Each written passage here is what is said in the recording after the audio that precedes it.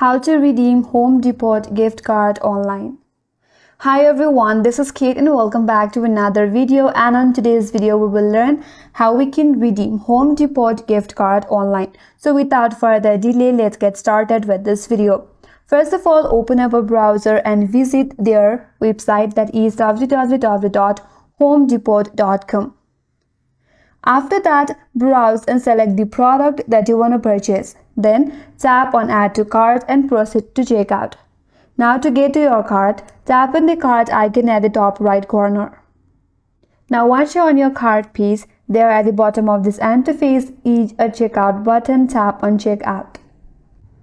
Now in order to check out your order, you have to enter your details. So make sure to provide all of your details such as your email address or your shipping address.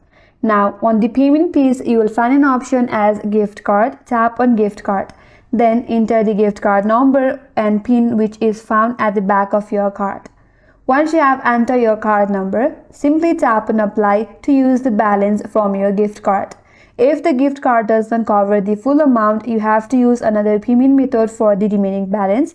Once done, tap on place order to finalize your purchase. And that's the way to redeem your Home Depot gift card online. And that's all for today's video. Hope this video was helpful.